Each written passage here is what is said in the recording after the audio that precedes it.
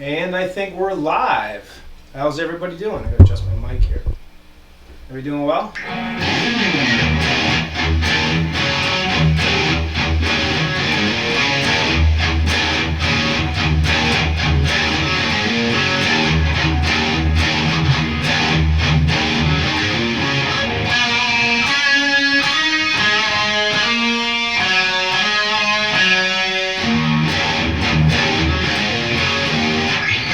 David Ennis, how you doing?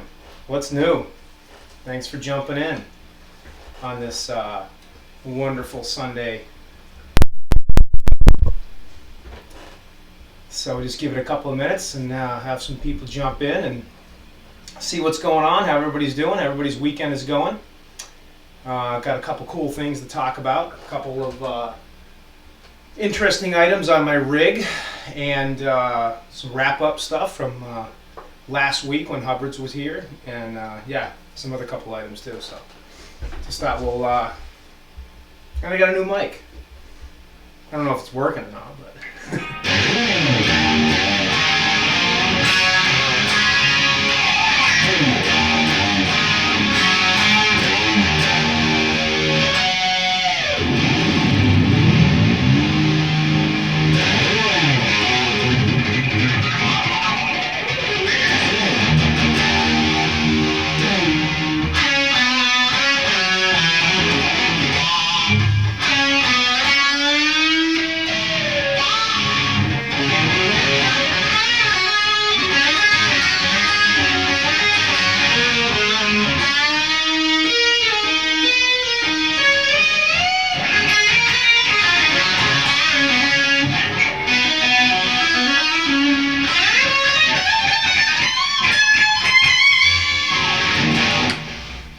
oh my gosh.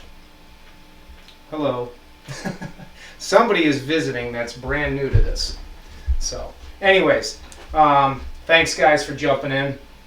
And just thought I'd go live today. I've been getting a lot of messages over the last week from you guys asking me why we didn't do a wrap-up on the New York City trip, on the Philly trip, and all the cool things that we got to do when Hubbard was here. So I figured work for a little while today, and I got out, and I figured today would be a great day. Plus, it's opening day of football season, and the Patriots are going to have the strongest. They're going to have the strongest defense they probably ever had since 2004. So I know a lot of you guys aren't Patriots fans, but too bad. You're going to have to listen to it for a little while today. So, anyways, I'm glad you guys are here. And who do we got? David Ennis is here. How you doing, buddy? It's been a while. Clayton James Hicks. Nice to see you. Yes, today is Steinberger Sunday, but my Steinberger's still in Poughkeepsie, New York. And hopefully I'll be picking it up pretty soon. It's being completely rebuilt by Jeff Babbitt, the one and only Jeff Babbitt, the guy that works on Eddie Van Halen's guitars, Steinberger guitars for years and years and years. And I was lucky enough to have him take mine, and he's going to do a complete rebuild. I talked about that maybe a month or so ago, but that'd be pretty cool. And Brooke, hi Sexy. For those of you guys that don't know who Brooke is, she is a nice lady, a new friend of mine that is kind of intriguing. We'll just put it like that. And if you guys hang around long enough, or if she hangs around long enough, I'm sure you'll get a chance to meet her. So just saying. What's up, Nick? I didn't mean to cut you off this morning, dude. I was totally wrapped up on stuff, but I'm glad you could jump in. Let's see, who do we got? I'm sorry if I'm going to pronounce this wrong, but Ummop 3 Plexin. I'm just going to call you Ummop, okay? I'm up here in Maine, and we like to have Patriots. Good for you, bro. And oh, that's my kids. I like the Patriots too, man. So, and I will have my Patriots attire on in a little while. Gabriel Tone Guitars. Both NASCAR and the NFL is on. Bad timing. Yeah, but NASCAR, you know what's going to happen. They just go around in the same direction. It's no different. It's taking another left turn. Wait, it's taking another left turn. Hey, it's taking another left turn. I'm just picking on the NASCAR guys. Michael James, what's going on, dude? How you doing? Anyways, so yeah. So you guys aren't going to be able to really hear it. I'll go through it in a couple of minutes on what we did. But this rig just sounds incredible, guys.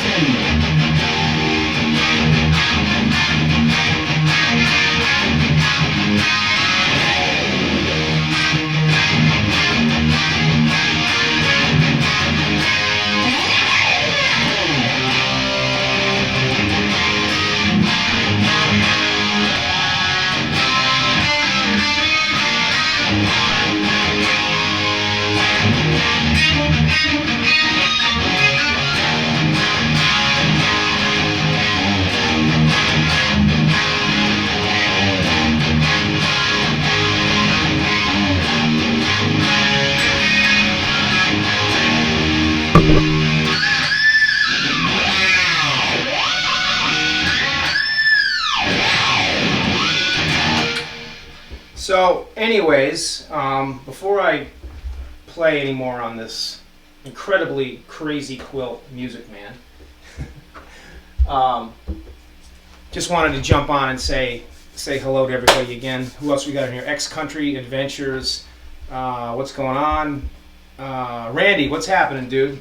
And I do have a couple of these to show you, so you guys can get a chance to see what you're going to get if you do end up getting one.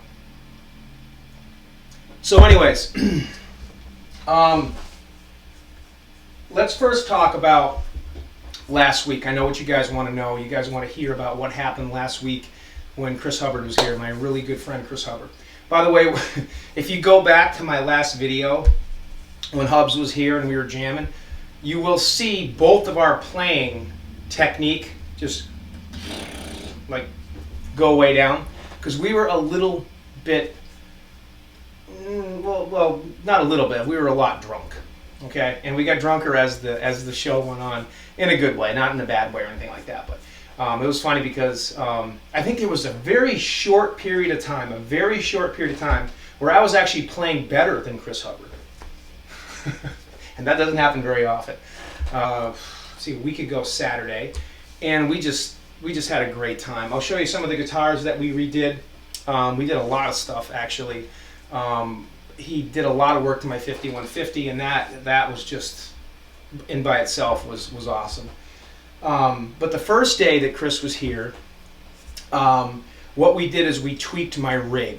And again, I know you guys can't hear it, but this is the most insane wet, dry, wet sound I've probably ever had on this rig. I'm running two PV50-150 combos on each side for the wet. Both have separate delays. You guys have heard this all before. Plus it's got a detuned, harmonized sound out of the PS6 Harmonist. And then my 50-watt EVH head with 1x12 cab is the dry. And that's what's powering them both. And I'm running it through a Bray box, so the two PVs don't have to, so they get utilized. So they're actually working off the power tubes. They're not just working out of the effects loop. That's what the Bray box is for. The Bray box allows the power tubes of this dry head to work. If you run it out of the effects loop, it works and it sounds good, but you're not getting as dynamic of a punch as you would when you use that Bray box, because the Bray box alleviates the need to use the effects loops, and that's what a lot of people don't understand, and that is exactly what Ed does with it, and he's been doing it since Balance. He was never using effects loops out of his head. He was running them out of it was a different unit, but it was the Bray box. But anyways, Chris came over and he made some adjustments. He made some tweaks, mostly to my Eventide time factor, which is what my delay is. And there's two separate delays. I don't know if you guys can hear it, but so the right side PV 5150 is getting basically a, now you're hearing my watch ticking, is basically getting a bump, bump, bump, bump. And the right side is getting a bump, bump, bump, bump, like that. So that's what's giving you your pinging sound. And I know you can't hear it. I'm hearing it in stereo because I'm right here. But I'm telling you guys, this thing is just, it just sounds incredible. It really does.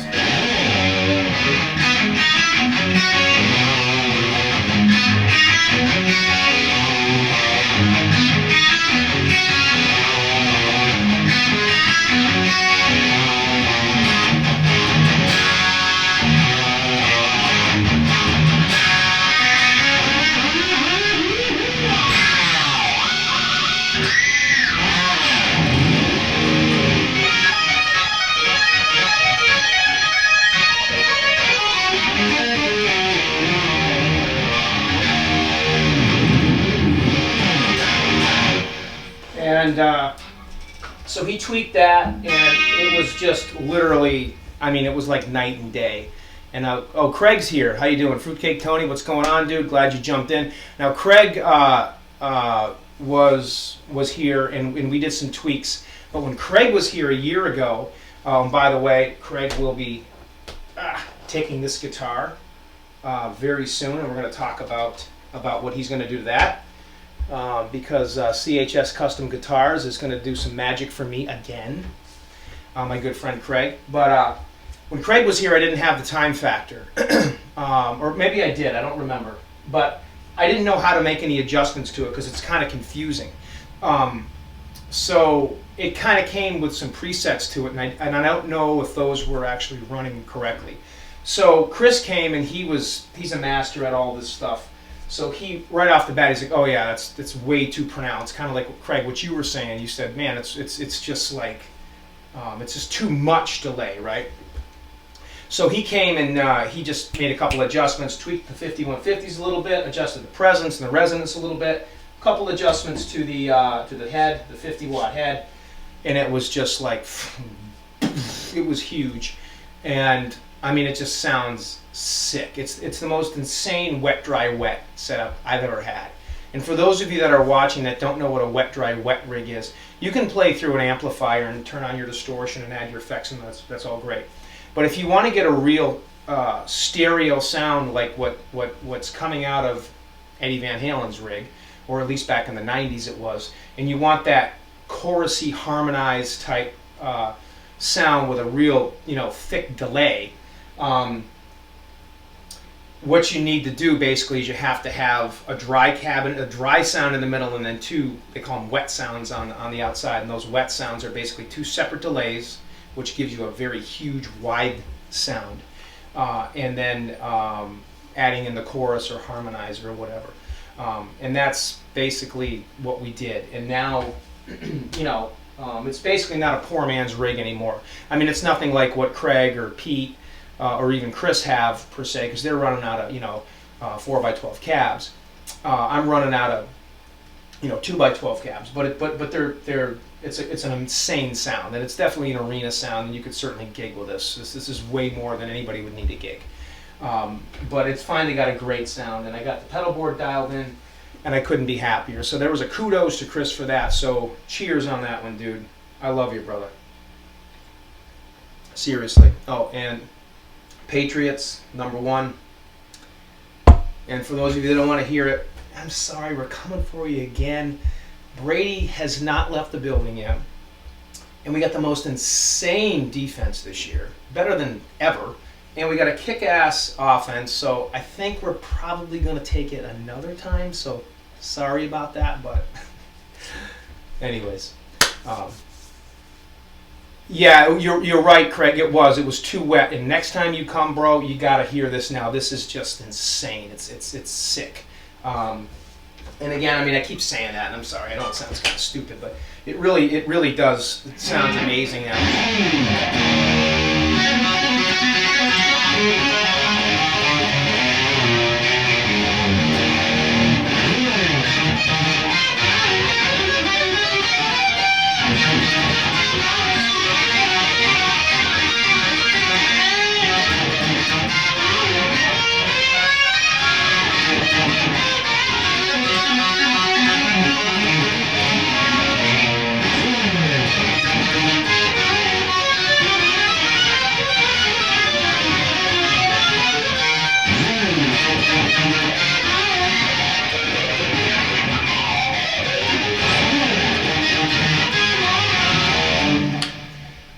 Sounds really good, and I'm really happy with it. So again, thank you very much to Chris. So anyways, we set up the rig, and I don't know if you guys have seen, I think we did show you, but just real quick, we repainted the Hot for Teacher guitar, the Kramerad guitar, and there was really nothing wrong with it the first time. I did it. But I just had a couple of things. You know how as time goes on, us guys that do this kind of stuff, we're always looking at our work and we're like, oh man, I fucked that up. I could have done better with that. Or, oh man, that stripe's wrong. Or another picture comes out and we're looking at just a true artist is never happy with his work. A true artist has fucking somebody else do it. So, anyways, um, guys like Chris Hubbard and Nick and all those guys, they learned from people like me and Scott Smith and all that. And I'm not saying that to pat myself on the back. I've been doing this since '96, and these guys learned from guys like me, and they've admitted it. Now they're just fucking blowing my ass out of the water, and I don't even want to do it anymore because they're crushing it. And guys like Craig, you know, is just killing it on the on his end, and the work that he does, which I'm going to show you in a couple of minutes. He's the one that redid my green music can up there, and redid my Yngwie strap. But Hubs came up and basically redid the body, and it came out amazing. Finally nailed the seagulls. They came out good, and yeah, everything, you know, got the relicking done really well. Got the back tweaked a little bit. I had these stripes here were messed up a little bit before, and finally got them now. And of course, it's, you know, the headstock was already all set, #1 Edward Van Halen model, so I left that. That was fine. So the Kramer Ad guitar is completely redone, and while he was doing that, I figured it'd be a good opportunity to go ahead and redo my '85 Hard Rock. So I did this one myself while Hubs was here, and I did it before myself. And this was the last guitar, striped Kramer guitar, that I had that I was just like, just not 100% happy with. All the other ones now are pretty much right where I want them. This was the last one that I was just kind of like I wasn't totally happy with it. Seagulls were a little bit off, so I stripped it all down, and while he was doing that, we were just listening to Van Halen, drinking beer, and I redid this one, and I'm so much happier with this one too. This one came out great. For those of you guys that don't know which one this is, when Ed and Val were at the Hard Rock Cafe back in 1985, I think it was I don't know if it was the LA one or not, I can't remember. Eddie donated this guitar and called it his #2. Well, it really wasn't. It was just a guitar that George Felice or Unker just striped up for him, probably George. And all he did was threw the original '84 neck on it with the 2 stars. So that's what it was. It was the original neck, but it wasn't the original body of his second. So anyways, I redid this one, and this one came out great. And again, I'm really happy with this. I got the little bit of the wear marks and everything. So this one got done. And then we redid a little bit to my 5150 and a little bit to my Frankenstrat in lieu of going to the Met, which we'll talk about in a couple of minutes. So it was just a great time. Let's just jump into the chat here for a second and see what we got. Brooke, are you still there? You still watching, or did you just bail on me already? She just jumps in long enough to say hi sexy, but then she beats it. So I think she's probably still watching. Tony, how you doing? I'm doing great, bud. Doing real good. 5150 or 6505 and why? Gabriel Tone Guitar says. Well, they're 5150s. Oh, you're asking me what do I recommend? Well, if you want to stick with Peavey, it really doesn't matter, in my opinion. This is my opinion. The 6505 is basically their answer to the 5150 after Eddie left. They kept the same thing. Just like Music Man came out with the Axis guitars after Eddie left. And all they did was they moved the toggle switch to here, put a little bit of a contour on the body, took the EV8 signature off the headstock. This one doesn't have it because this is an EX, which is perfect because Eddie's original didn't either. And they added Axis on the end of the headstock. Other than that, it was the same guitar. On the amp side of things, to answer your question, they're basically the same thing. They just changed the name. They're exactly a 5150. There may be a couple of little things, but they're really not that different. I mean, the 6505 is a great amp. I'm just more of a purist, so in my guitar room, I want to see the 5150 on there. I don't want to see a 6505 or a 7821 or whatever. I don't want to see that. I want to see 5150, and that's just because I'm anal retentive and what do you call it? Obsessive and compulsive. But they're the same amp, Gabriel. They really are, and they're awesome amps. The 6505s are great. When Eddie went to EVH Fender and he came out with his 5153s, you know, it changed. It's a crunchier, darker sound. You know. Brooke says she's still here. Good. Don't leave, because I know you love looking at my sexy face. Probably more than these guys do, actually. But I'm joking. Let's see. So I would recommend, if you really don't care what it says, if you don't mind the 6505 on there, get that. It's a great amp. It's kick-ass. It's going to sound incredible. And it's got plenty of thump and power. Matter of fact, well, where was I the other day? Oh, I was in Nashua, New Hampshire, doing some consulting work, and when I got done a little bit early. I swung into one of the guitar centers up there. This was just a couple of days ago, and they got a 6505 there, and they had an old Kramer on the wall. I wasn't going to buy it or anything. I think it was just like it was a Striker, but I just was like, that's cool, so I'll check it out. So I plugged into the 6505. No effects, just totally dry, and it was like, damn, this thing sounds nice. It sounded just like mine. Let's see. Frag 5150 says, beautiful music, man, brother. Looking to get myself an EX real soon. Yeah, I mean, I have two of them. I have my Amber, you know, which is this is just incredible. It's got that crazy quilt on it. It's an amazing guitar. I love it. You know, they are real music mans. The EXs are going up in price now because people finally woke up and were like, whoa, these aren't copies. They're not like the old Kimberleys or the Series 10s or, you know, or I'm not slamming the AX40s or the what's the other one that Music Man makes? AX40 and, well, you guys know what I'm trying to say. Not Silhouette, but those aren't copies, but they're you know, they're lower rate Music Mans. There's not the quality of the Axis. But people finally woke up and they're like, whoa, these Axis, these are the real deal. They are the real deal. They're real Eddie Van Halen Music Mans. Same parts, same body, basswood bodies, maple caps. They just got a veneer top over them. That's why they look so killer. They're not book match maple tops, but they do have maple tops, and I know that for a fact because I've actually looked at this one and I've looked at many of them. Same exact necks, same, like I said, same Floyd, same pickup, same everything. They are exactly the same guitar, and they sound exactly the same. So, you know, yeah, having the original EVH is great, and I recommend them. I've owned 6 or 7 of them in my life. Now I'm happy to have these 2 EXs, you know, my green one and my Amber, because they're the real deal. They're not copies. They're the real deal.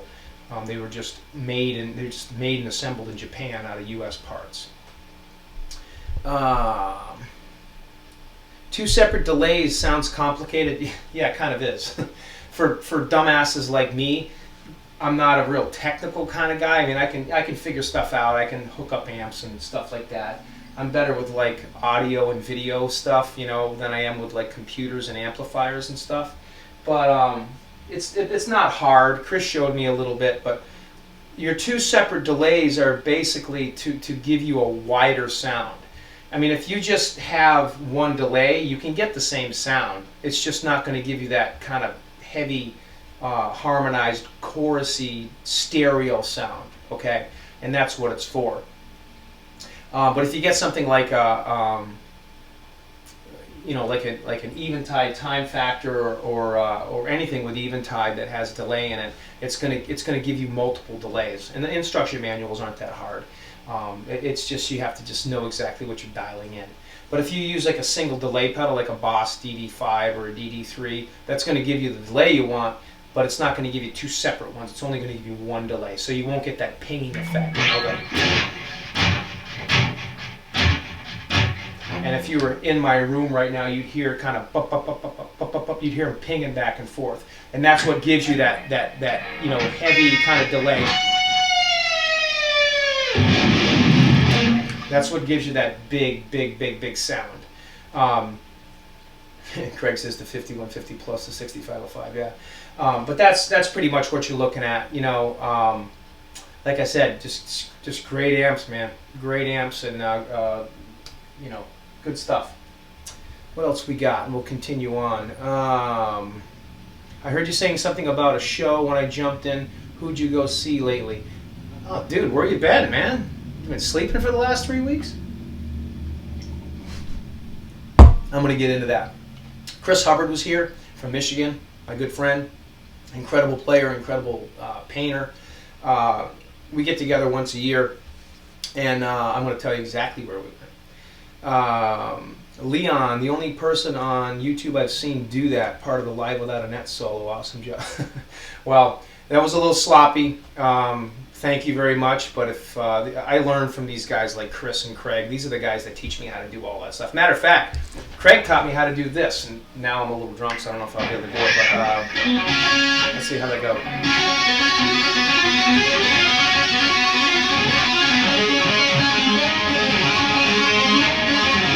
You know, the thing that he did in Diver Down, that's kind of cool. Craig does it better. Craig does everything better. He acts like he's a dumbass and can't play, but he's freaking guy rocks, man. He's just incredible. And I love hanging out with him. And guys like Craig and Pete and Chris and Dave and all those guys, they're just awesome. And I've been playing for 20-something years, 24 years, and I can play. And I'm happy with my technique and everything. I'm always trying to get better. But like I said, guitar has always been a hobby for me. You know, martial arts and firearms and fitness and stuff is more my profession. But guitar has always been a hobby for me. So I just have more fun with it than I do use it as a profession. These guys do it professionally, and that's why they're so good at it. But thank you very much. I appreciate the comment. And I'm always trying to do better. And when you hang out with guys like Chris Hubbard, you learn so much. I mean, I learned so much this week. I'm like, oh, that's how you did that. And now my brain's just turning into mush, so I can't remember some of the stuff we worked on. But you know, I mean, just stupid little stuff like, you know, I'll turn it down a little bit. Just stupid little stuff like, you know,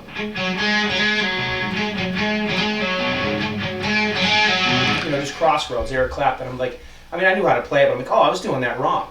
And if you guys saw my, I think I just did it the other day, or did it a couple minutes ago, but if you guys saw my my Instagram the other day, I was, you know, a huge Alice in Chains fan, and seeing them live back, I don't know, a couple months ago, back in actually early August, you know, I was just like, oh, okay, I want to get back. And they're great, you know, they're awesome. I love Alice in Chains. But something so simple as like Man in the Box, you know, my wah's over here, so I'm not going to do it. But you know, just that real kind of off kind of tone that they get, a great tone. I mean, just it almost sounds like sour chords when Alice in Chains plays to an extent, and even their vocals. But that's why they're so good, because they've dialed that in. But just, you know, I mean, like open low E, and then fretting on the 5th fret of the A.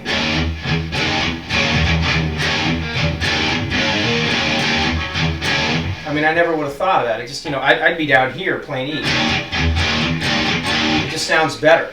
But when you play like Alice in Chains do, it's just they just you know, Jerry Cantrell is freaking awesome. He's one of my favorite guitarists. He knows how to make something like Check My Brain, the beginning of that song. It's like anybody hearing that would be like, whoa, that dude's way the fuck out of tune. What's the matter? Like, I know how to play. And then you listen to him and you're like, what? Okay, that's freaking awesome. But you know, it's the same thing, you know.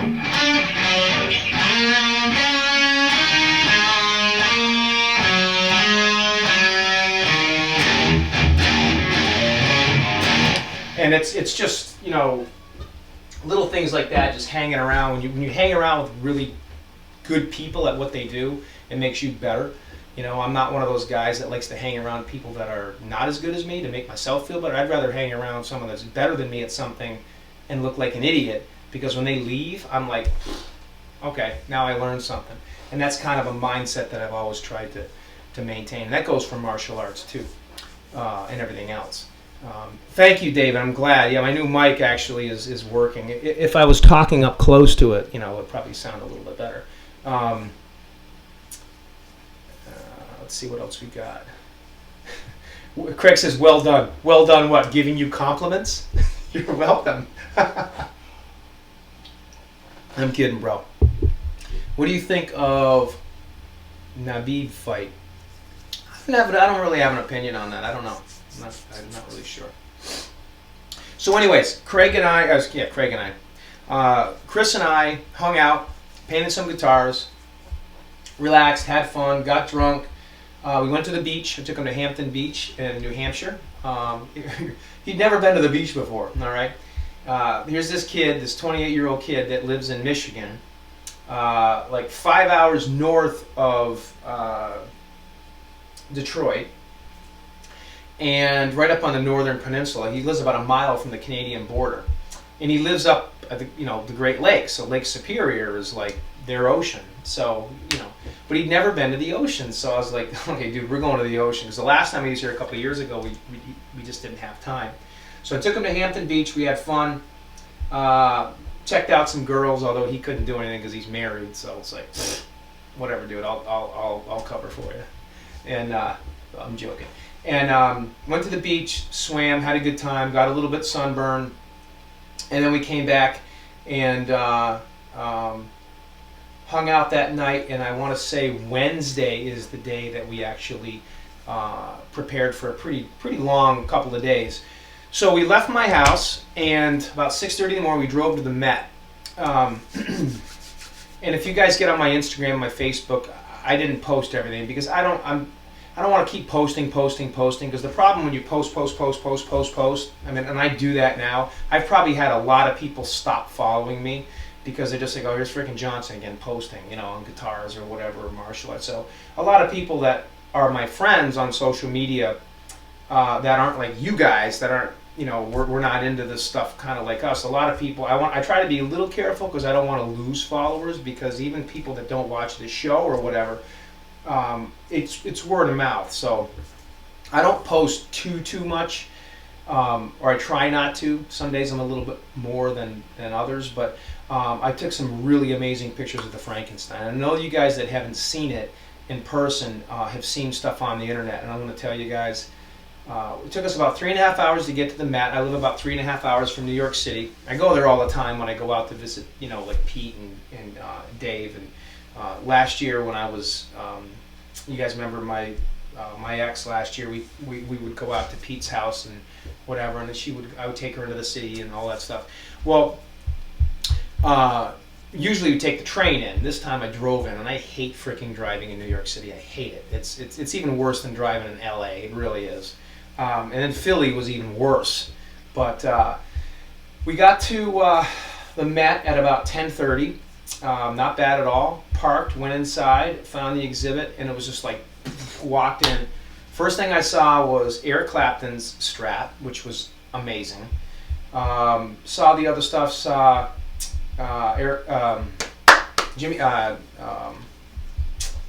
Stevie Ray Vaughan's guitar, which was incredible. Kurt Cobain's Smash Strat. I mean, I love that kind of stuff, and all the other stuff. And then, boom, there it is. There's the Frankenstein. There. It's just like, here's the guitar that we've all been looking at for all these years in pictures and, like whatever. And it's just like, wow, there it is. And the first thing that came to my mind was pink. It looks almost pink. It's so warm. I'll pull mine off the wall in a second because Nick just redid mine and did an insane job on it. And mine's, looking at that one and mine, I'm like, yeah, that's pretty damn close. But it was almost real shiny and pink looking. And like I said, it's because it's faded over the years. But boom, there it was. I was just like, damn, there's the Frankie. And, we're taking all these pictures, and, Hobbs and I are almost like freaking, blowing a load on the thing. It's like, I'm sorry, I don't mean to be totally disrespectful, but whatever. It's Sunday. It's my show. I can say whatever the hell I want. And, you get to walk all around it and everything, and you're looking at the headstock, looking at the tuners, just totally geeking out over this. And, it's like, so have you guys ever see Old School? With Will Ferrell? I love Will Ferrell, like Step Brothers and all that stuff. It's like Old School when he gets shot in the neck with a tranquilizer gun. It's like, ka-chonk. He's like, crazy, man. You're crazy. Dude, you just got shot in the neck with a tranquilizer gun. And he's walking to the kids' parties, and he's like pushing kids out of the way. He's like, it's like, that's like us going to the Frankenstein, like pushing people out of the way. And anyways, it was really cool. It was awesome. And it wasn't really even that packed. And there's a lot of people there, but not bad at all. We got some awesome pictures. And like I said, the two biggest things on that guitar that I saw were, it was really shiny. It was a really light red, like almost like pink to an extent, and real scratched up. And it was just really, really, really cool. And also knowing that the neck that's on that guitar is the neck that was on the Circles guitar. That's the exact same neck, and that's why it's got, you know, all the holes, because like mine, it's got Schaller double taps in the back. But the neck that's on Frankie was this neck. It's the neck that was on the Circles guitar on the Fair Warning tour. And I mean, that neck was on the Frankie before years ago, but now it's, you know, back on it again. So that was kind of cool. But it was just a great time, and got to see the EVH exhibit, the Jimmy Page exhibit, Tom Morello, just really awesome. And I'm going to give my good friend Scott Smith and Adam Reaver a shout out. Those were the guys that got that Frankenstrat to Met, and those are the guys that pretty much put most of the EVH exhibit together, and they did a kick-ass job, man. I mean, I don't know exactly. From what I heard, some of the stuff that was in the exhibit is the real deal, and some of it was mock-up stuff. I know some of the stuff I'm not going to talk about that was made specifically for it, but they just did a kick-ass job, and it was awesome, and it was a great day. We were there for probably about 2.5 hours, and from there we left New York City and headed out to Pennsylvania. And it took us about, let's say about maybe an hour and a half. It took us about half hour to get out of the city. Believe it or not, it wasn't that bad. Getting out of downtown Manhattan. Got on the freeway, in about an hour and a half, we pulled into Futone. Pulled into Adam Reaver's shop. And I've met Adam many times before. Great guy, great friend, but I'd never been to his shop, and I really wanted to see his shop. And we got to hang out, and he showed us some really, really, really freaking cool stuff. Amazing stuff. The guy's just got some awesome stuff. He's got amazing connections. He talked a lot about some cool Van Halen stories that he'd had, and showed us some really nice guitars, some awesome amps. I picked up some gear while I was there, just some little things. A T-shirt, which I actually wore last week on Instagram there, just to give Adam some props.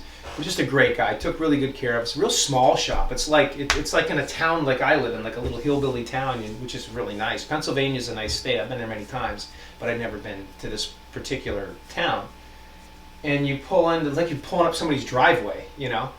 And you come around. Here's this tiny little shop, like the size of my garage. That's his shop.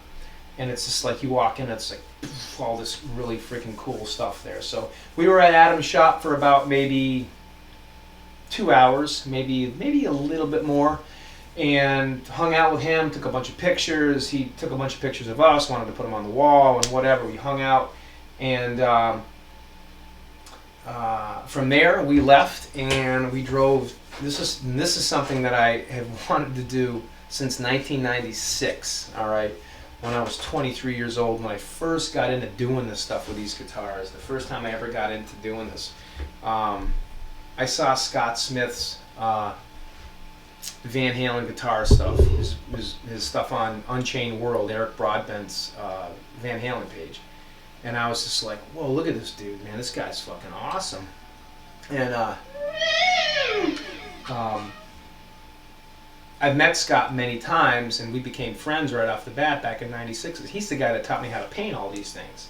He's the guy that got me hooked. I mean, I was a big Van Halen fan, but, you know, I had just started playing guitar. I wanted to learn how to do this stuff, paint these guitars and build them, and I started out with like a Kramer Focus. I got a used guitar, and I shop, and I painted the pick guard and whatever, you know, and it was fun. And then just, you know, years later, you know, I got a pretty decent collection, and it's all thanks to guys like him and Jerry Leica, and the list just goes on and on. But I'd never been to Scott's house and saw the actual museum. Now I got 37 guitars. I have 37 Van Halen guitars, all jammed in this little room. And hopefully I'll be getting a house again here in the next month, and I'm going to have a room like I used to have in my old house. But I got 37 guitars, and you walk into his museum and it's just like, whoa. I mean, it's just, you know, just thinking about the pictures that I had seen all those years, and then you finally get to see this massive collection. And Scott's a great guy. He's a great friend of mine, has been for many years. And we got an opportunity to go hang out with him at his house. And Hubs was just as blown away as I was. And we got to see all these guitars and play them. And like I said, Scott's been doing this stuff longer than I have. And Scott's, met Eddie many times and has a lot of connections with the EVH camp. And so he's got some really cool stuff. And it was just awesome to see this stuff. And Scott was awesome. He was very hospitable to us, and just a great host. And we hung out that night, spent the night at his place. Got up the next morning, had coffee. I think we were up till like 2 a.m. just jamming and talking and laughing and drinking and just hanging out. And again, if you get on my YouTube my Facebook and my Instagram page, you'll see a whole bunch of pictures that we took. I got one up on the wall right there, me playing his red double neck, which was it was awesome. And so we left the next morning around, time we leave, around 9 a.m. And we had about a 6.5 hour drive back to my place, which was no problem. I had the whole week off. But we wanted to make we wanted to make actually a couple more stops, but unfortunately didn't get a chance to pop out and see Nesdal. I wanted to stop and see Nesdal. Les Paul Gibson was out at Dave's house that day. It would have just probably added about another 3 hours onto the day, because by the time we went through New York City and then went back out towards Long Island and then stayed there for, you'd be there at least an hour. And then another hour out of Long Island back, we would have added at least another 3-4 hours on the trip. And we were so freaking tired. I mean, I'd been driving for 2 days and I was just dead, And I don't get tired that easy. I really don't. And I like to drive. But I was just ready to come home and chill. And by the way, Hubs had to go back the next day anyways to the airport. So we wanted to do that, but there was definitely one thing we wanted to see, and it was only 45 minutes west of us, and that was the number 4 EVH Black Wolfgang that Eddie played in the 07 tour. It had the unfinished headstock, and that was in the Hard Rock Cafe in downtown Philly. And we've already known that, and Adam and Scott had told us, hey, check it out if you can. So we drove into Philly, downtown. Again, would have rather take the freaking train. But parked and actually went in. We were right at the Hard Rock right when they opened at 11 o'clock. And walked in, there was like nobody there. And walk in, boom, there it is, sitting right on the wall, right underneath one of the booths.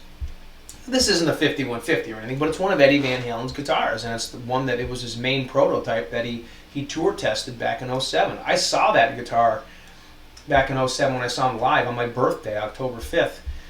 They played at the Mohegan Sun. No, I'm sorry, they played at Foxwoods in Uncasville, Connecticut. And my buddy and I drove down. It was my birthday, and that's the guitar that he played. And that's never been one of my favorite guitars. I mean, but now that I've seen that, I'll probably have to build one. And anyway, so it was pretty cool. So I saw the lady at the desk, and she's like, how you doing? Good.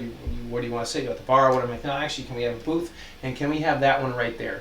And she's like, yeah, no problem. So we're literally sitting at the booth, and there's Eddie's guitar right there. So it was so cool because there was nobody there. That's why we wanted to get there. So we had lunch and got some really cool pics, which I think a couple of them are on my Instagram and Facebook if you want to see that. It's the black number 4 EVH Wolfgang. And we were on the road about 1 o'clock. 1, 2, 3, 4, 5, 6. And we were back here about 6 o'clock at night. Boy, we freaking wrecked. And we got, let's see, stayed up that night. Chris did a little bit of work on my 5150, a couple little things he wanted to tweak on it.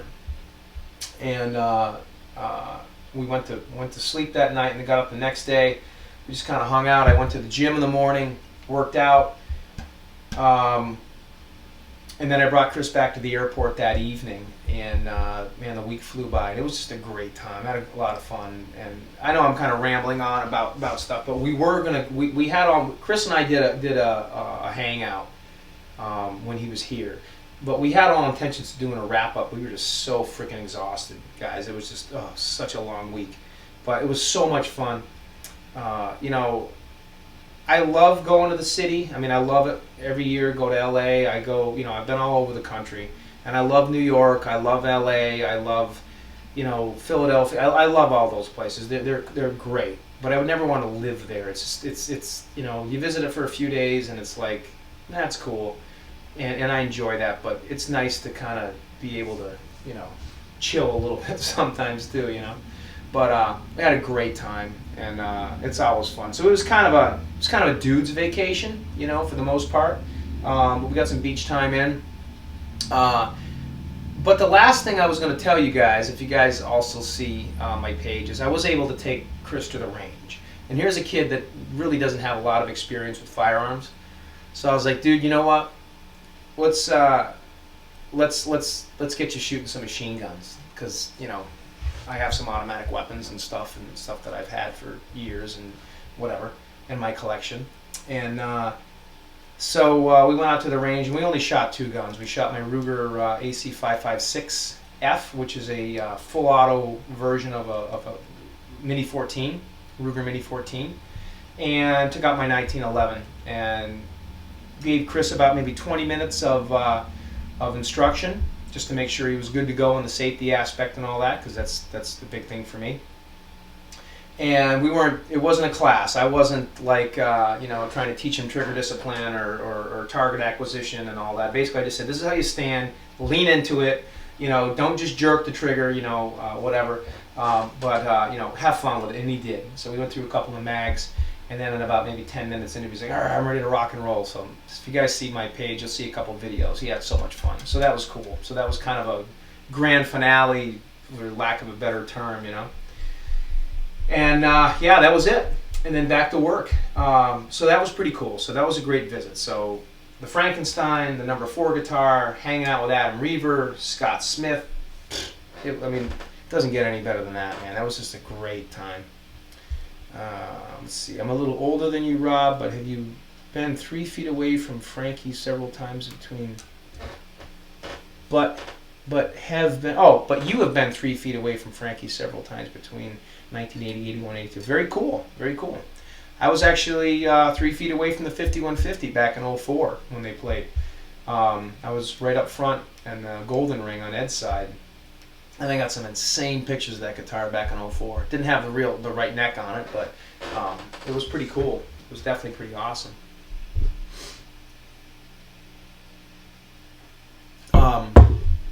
So yeah, Frankie Jones, what's going on?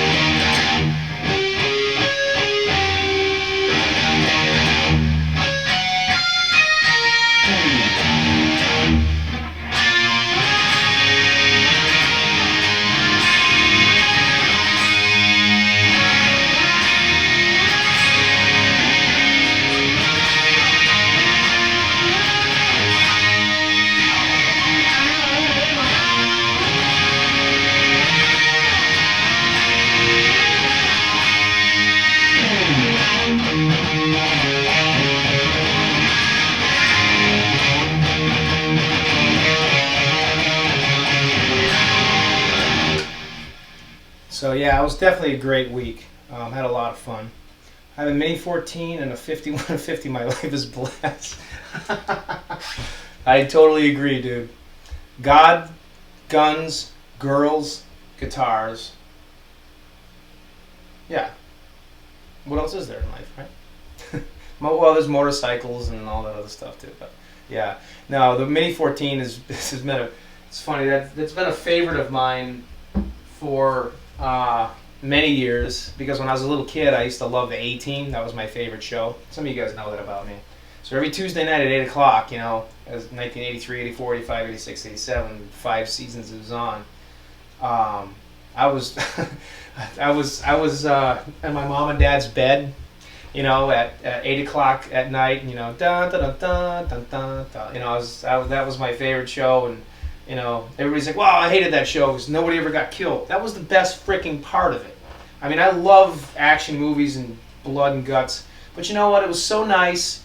You didn't have to see someone's freaking head getting chopped off and blood flying all over this gory stuff. You could have action and excitement without, I mean, of course it was fake. Of course, cars would flip over and, the horrendous crashes. They'd be getting out, "Are you okay, Fred?" I mean, but it was fun. That was a whole part of it. That's what made it entertaining, They should do more stuff like that sometimes. But anyways, yeah, so that's, they use Mini 14s, and that's, I've been a big fan ever since the 80s, so I gotta have a few of those, like guitars, so guns and guitars, So yeah, your life is blessed.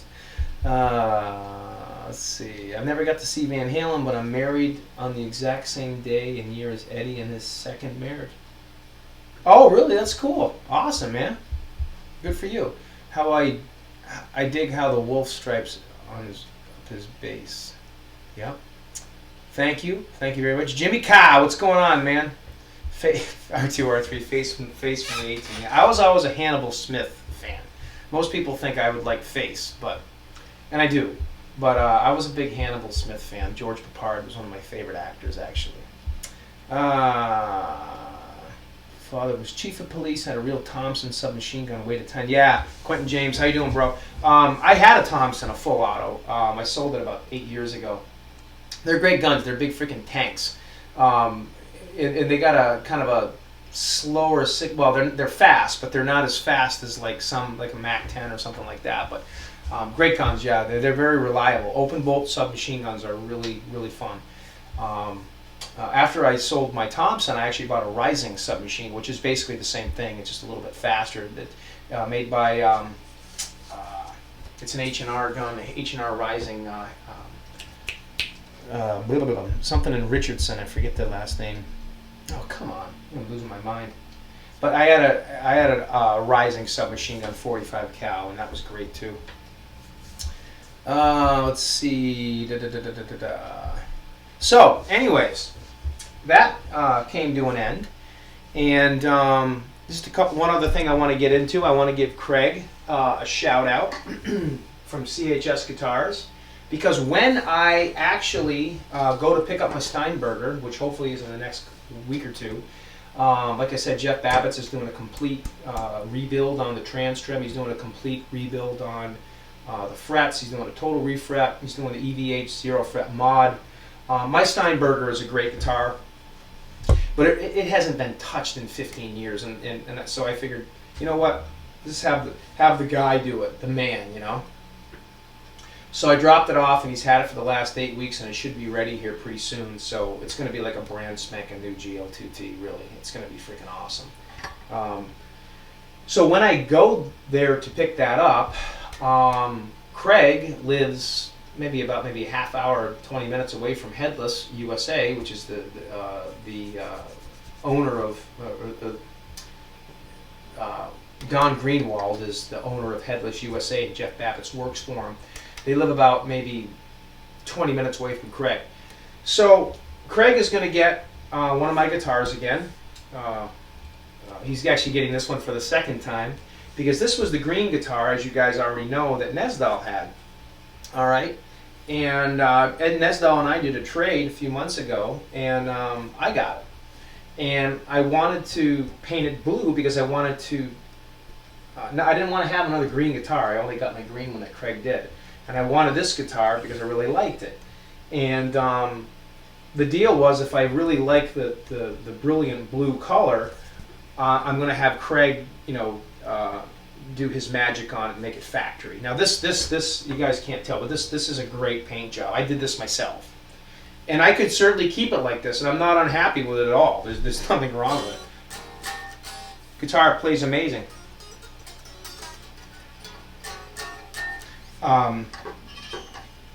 Springs. Hear that? Craig, do something about these springs. Anyways, I figured, I said, you know what, I want to have Craig do one of his metallic blue, old 80s, banana bicycle seat kind of, deals on it. And so when I pick up my Steinberg, I'll be dropping this off to Craig. And it's going to be the same color, but it's going to have a factory finish with the metallic flakes on it. So I'm pretty pumped. So this is going to be a great guitar. Excuse me, a better guitar. It's already a great guitar. It plays amazing.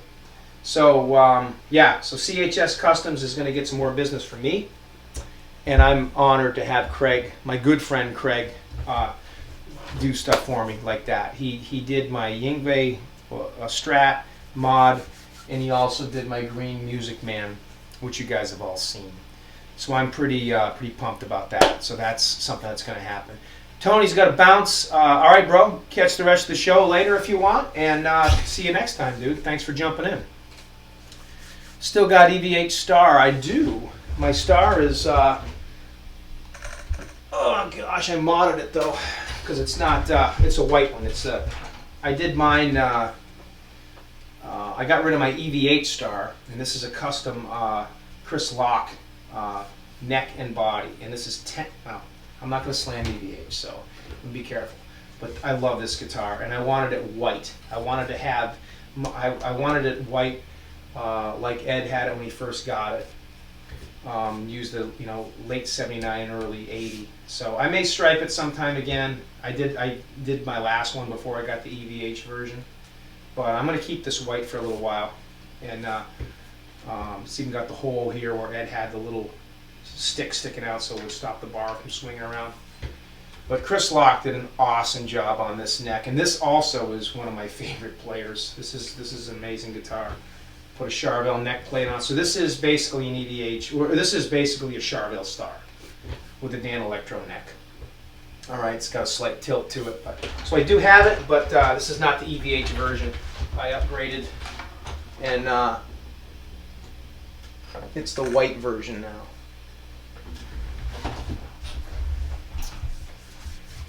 So, a couple other things.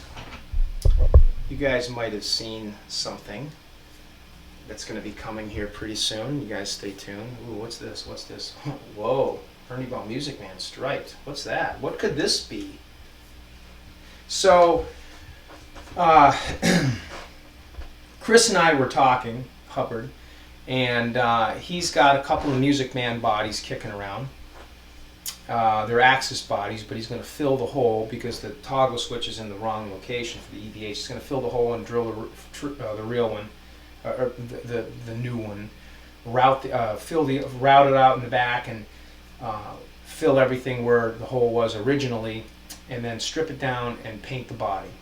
And there was two versions of this guitar that Ed had back in the FUCK tour, the For Lawful Carnal Knowledge tour. As you guys, well, maybe you all know that. He had two, well, he might have had more, we don't know, but there was two striped Music Mans that we know of that he did have. One of them was, there's a picture of him sitting on a rock at the beach, right outside of his house, his beach house in California, and that was the Pound Cake striped Music Man. If you watch the Pound Cake video where he's got the drill and he's zzz, whatever, you'll see there's some clips of him playing the Pound Cake version. Now that body was striped all the way around, and the binding was painted over. It's kind of cool. It's got some neat little patterns. It's very different. Had a ball bearing on the end of the whammy bar for whatever reason. And then there was another one. It was called the Runaround guitar. And if you guys remember the old Chevy Truck 93 era magazine where there was a striped Chevy small bore pickup truck, so to speak. I forget what those models were. They were those small pickup trucks. It was striped. It was really cool. There's a picture of Ed standing next to the truck with a blue jacket on, and he's got another striped Music Man. And that one was painted on the face, on the front, and the binding was still there, and it was black on the back, which I think is so sexy. It's like a sexy woman. It's just freaking beautiful. You look at it and you're like, wow, that's freaking beautiful. And it had headstock like this. Believe it or not, they weren't pearl tuners. They were basic Schaller chrome tuners. And so he's going to be doing that. He's going to be painting that for me. So it's going to, you know, be in probably in the next couple of months. I'm not in any rush. So while he was doing that, arranging to get those two bodies, I should say, I'm like, all right, well, I got to get a neck. So I'm going to give another shout out to my good friend Chris Locke, who actually built this neck custom for me. And look at the bird's eye in the wood. I put some tung oil on it just to give it a little bit of a finish, but it's got incredible bird's eye. And I painted the headstock myself. Just did it a couple weeks ago, or a week ago. I'm using EVH tuners because who cares really, right? They don't have to be shallers. It's not going to be a real, true Music Man. I may switch them out sometime. I need to find a made in San Luis Obispo, California sticker, but at some point I will. But yeah, it's just a great guitar. It's loaded with bird's eye. It's got the right thumb wheel on there for the truss rod adjustment. So this neck's just ready to go, and that's going to be one of the next projects, and I'm really excited for that. So Frankie Jones says, I got ESP Star Gus G guitar. Oh, cool. Nice. Very awesome, man. All right, so I guess the last thing I kind of want to talk about is I haven't checked my Facebook page, or my messages, I should say, too, in the last hour or so I've been on here. But I got the prototype, and now we're really getting nerdy.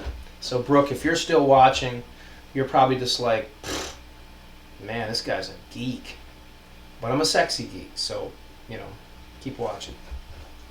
I did get these, and you can respond to that just to make sure that, you know, you're still watching if you want. I did get these eye bolts done. Okay, I got the first set, and they have the little tiny set screw hole, which I did myself, and they're welded. Now they might look a little primitive, but I'm telling you, they're exactly what Ed uses, and I've seen the real ones, and these are pretty much exactly the same thing. So these are done. They're number 8 eye bolts, and eye hooks and washers, set screw hole drilled. They've been buffed a little bit, and like I said, the welds are really, really strong. These are exactly what he uses to a T. Well, not today. Today he uses number 6 eye bolts with no washers. These are number 8s. And there was a lot of speculation years ago. Are they 8s or 6s? And I always thought they were 6s, but they're not. They're number 8s. Except for the EVHs. He uses the bigger ones now. And probably because he doesn't have a washer on, that's why. But if you go back to, originally when he had the 5150, he wasn't using these. He was just using eye bolts. But then when he went with Music Man, he had these professionally made. They were custom. And what they do is they have a little set screw hole on them, as you can see right here. So what you do is you weld the washer to them, right? And it makes it look clean. And then when you screw it in, when your dog leash clip is moving in it, they're not turning. And the way they don't turn is once you get it all the way in, you put a tiny little screw in there, a set screw, and that keeps the whole unit from moving. That's the mindset behind the set screw hole. It is impossible to find these things. I mean, I'm sure they are out there, but they're different sizes. I've Googled these things for a long time, and finally I just talked to a friend of mine. I was like, hey dude, Justin, can you make these for me? And he was like, yeah, no problem. So I went to Abishans, the hardware store, bought a bunch of washers, bought a bunch of the hooks, and just gave them to him, and he welded them all up. So I have, I think, 5 more sets available, 25 bucks a pop. I put a message on Facebook today and Instagram that I have a first small run, and I've had like 15 people, oh, I'll buy them all. I'm like, no, it's just buy one, because I want to get more exposure out there for these 7 so people see if they like them or not. And I'm sure you're going to love them because they're perfect. I have them on. I had these aren't the prototypes. These are the prototypes. I had these on my Music Mans for a while. You can see the little set screw right in there. I even drilled it out. I've had these for about 6 months, 6-8 months, and I like them so much that I said, all right, let's do a small run of them. And I'm going to be selling them to those that want them. And if you have a Music Man or a Peavey Wolfgang or a Frankenstein, Frankenstrat, because Ed's now using these on the Frankenstrat. He switched them out over the years, and even the 5150 has them, and who knows what else. These are what he was using on those guitars, and they're pretty cool. They're geeky, I know, but if you really want to have that type of thing, you know, these are what you want to get. And if you don't really want to drill another hole for the set screw, big finger out there. Where the hell is it? There it is. If you don't really want to drill a hole for the set screw, don't do it. Just screw the thing in and leave it. You can still, it still looks cool. You can, because it's still got the set screw hole, but you don't have to put a screw in there if you don't want. So I have a few more sets available. If you want a set, they're 25 bucks a pop. When I get off this call, I don't know, they might all be gone, but message me on Facebook. And when I went live on this call, I think I had 4 sets left. Double sets. You know, there's two of them. That's a set. 25 bucks for a set. Because it, and the reason I'm charging that is because it costs money to have them welded and, you know, buffed and all that. And, you know, there's work involved, and plus I'm paying to ship them out. So that's what they are. Now I'm sure these are going to be gone like that. I mean, as soon as I put the message up this morning, I already had like three messages from people, and so there's already 3 sets that are sold. And probably next week I'm going to go out to the hardware store and just buy like 10 boxes of washers and eye bolts and give them to my friend and say, knock them out, bro. And I'll probably pay him, I don't know, 100 bucks or whatever. And then I'll get them all back, and they're going to go on for sale. And then you guys, if whoever wants them, can buy, hey, I need 12 sets or whatever, you know, we'll do it that way. And I'll just keep it going until everybody's got what they want. It's just something that a lot of people have asked me about over the years, and I've been looking for them, and you just can't find them. So I originally had, like I said, I have them on both my Music Mans, my Peaveys, and you know, my 5150, my Frank. He was dipping them in rubber coating dip, and the thought process behind that is when you put the dog clamp on there, the rubber coating makes it so it doesn't make as much noise, doesn't clank around as much. That was a short-lived theory. He didn't do that very much anymore, but of course this was one guitar he did have it on, so I did that with these. But my original intention was just to do that, have enough made for myself. You know, I wasn't going to sell them or anything like that, but everybody kept asking me about it. I'm like, all right. So I figured might as well just make them available to those people that want it. So anyways, what else we got going on? Anything? I got a message down at the bottom. It says no internet connection. But I'm not really sure what that means. Can anybody see me? Just shoot up a message if you guys are still watching. I don't know if I lost my internet connection or not. Let's see what we got here.